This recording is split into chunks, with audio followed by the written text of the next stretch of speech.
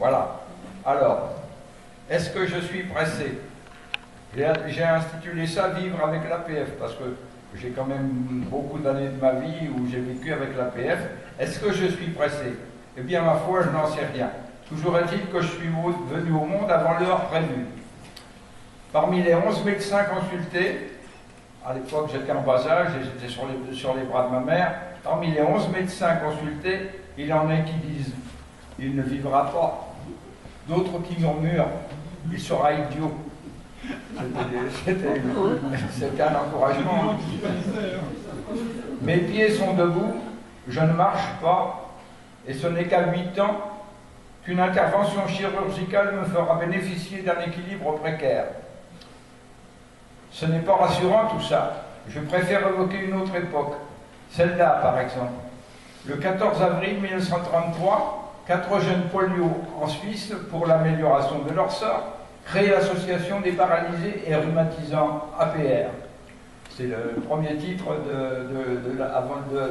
de l'association avant qu'elle soit reconnue d'utilité publique. 10 ans après, en décembre 1943, à Angers, invité à son arbre de Noël, je la découvrais. Les animateurs de la fête m'intriguaient.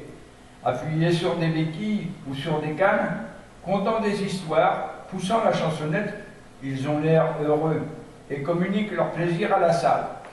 Un monsieur qui semble diriger ces jeunes est même assis sur un fauteuil roulant. Je n'ai jamais vu un siège pareil. Soit dit en passant, il paraît que ces joyeux lurons travaillent. Ils en ont de la chance.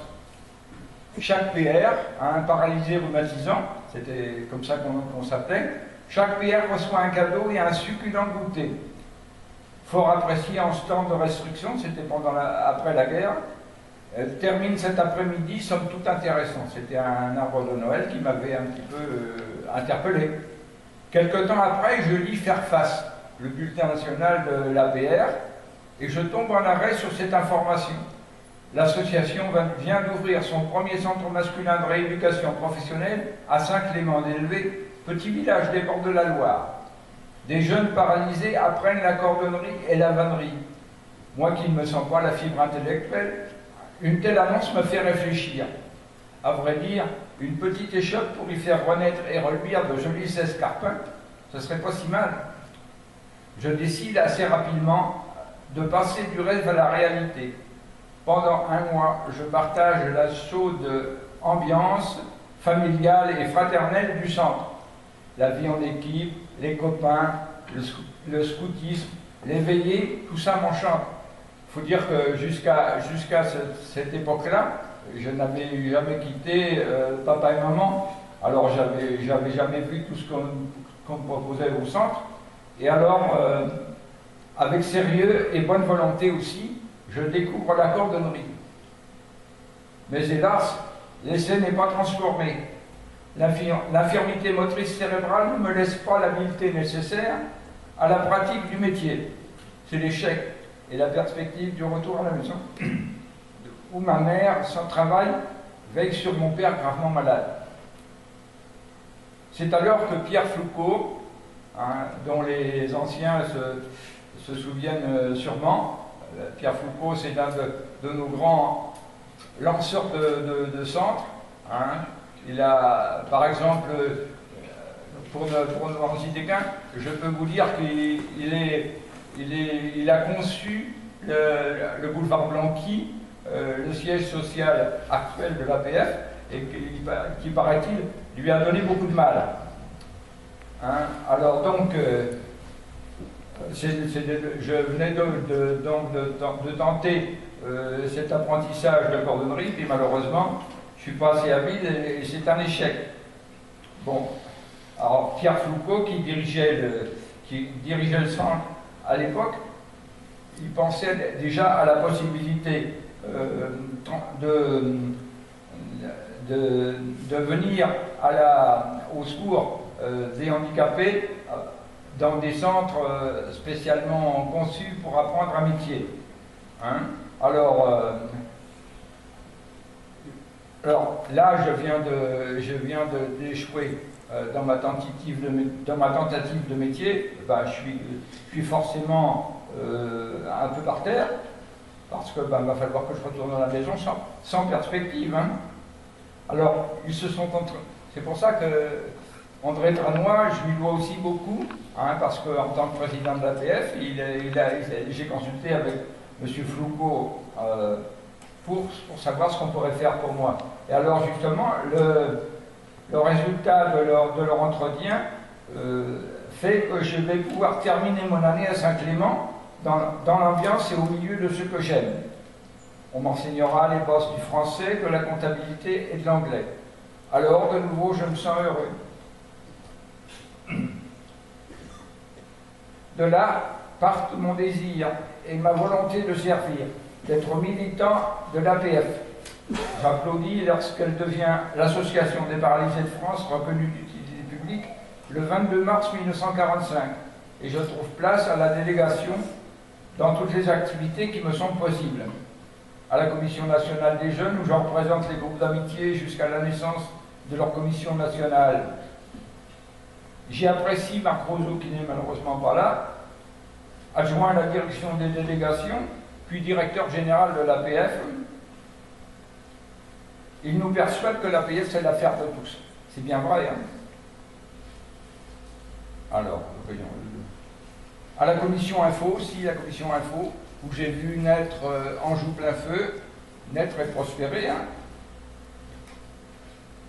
Où je retrouve alors à la délégation à l'équipe départementale, j'ai fait partie de l'équipe départementale, ancêtre de votre comité, de votre conseil départemental. Hein, et alors là, ben, j'ai retrouvé la chère de Versé qui est là. Et alors, il faut quand même que je mette un petit peu sa modestie en exergue à Huguette, parce que je me trouvais dans je ne sais plus quelle ville, à un congrès national de l'APF. Et alors, je ne sais pas si Huguette est là, d'ailleurs je ne me rappelle plus, mais au repas, à midi, on était mélangés, n'importe qui avec n'importe qui. Alors je me suis trouvé par hasard au milieu des administrateurs. Alors bien sûr, alors de quel endroit êtes-vous? De quelle délégation faites-vous partie? Alors ben, moi je dis, c'est la délégation du Maine-et-Loire. Qu'est-ce que vous avez comme assistante sociale? Eh bien, Huguette Grasset. Alors c'était Jean Grafteau à l'époque qui me répond, oh mais vous avez la crème? Alors, voilà, je voulais. Et c'était vraiment, Huguette, c'était vraiment la crème, parce que je peux dire que du jour où on s'est connus jusqu'à maintenant, ben, elle ne m'a jamais lâché, elle s'est toujours occupée. Elle s'est toujours occupée de moi, et elle a bien réussi d'ailleurs à me donner une image positive de la vie.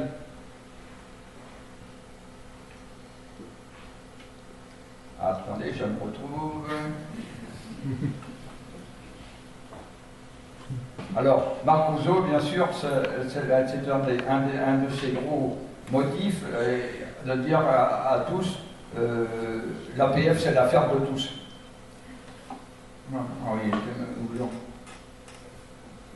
J'ai travaillé pendant 8 ans avec Didier Joncheret, délégué départemental, qui devrait être là, qui s'excuse, et Michel Ardouin qui est là. Michel, c'est pour ça que je voulais être... je trouve qu'on a vraiment travaillé bien et agréablement avec toi. Hein, alors je voulais quand même que pour cette occasion d'aujourd'hui, tu sois là. Hein. Malheureusement, cette idée de centre pour accueillir ceux qui étaient en peine et qui avaient plus de 50 ans, bah, ça nous a demandé 8 ans de travail et puis ça n'a pas abouti. Hein. Mais enfin, c'est une de mes motivations de travailler pendant 8 ans. C'est dommage que ça n'ait pas abouti. Je parle avec plaisir ô combien d'Isabelle Berthelot, que nous avons accueillie en 1983 comme secrétaire. Et puis après, comme attachée de délégation, bah, elle est devenue directrice. C'est un mot que j'aime pas d'ailleurs, la directrice. Hein. Elle est devenue directrice de la délégation. Hein, et bon, elle est bien aussi. Dans son équipe et ses compétences, elle est devenue ça parce qu'elle a montré ses compétences, son écoute. Hein. C'est quelque chose de formidable et elle m'a beaucoup apporté aussi.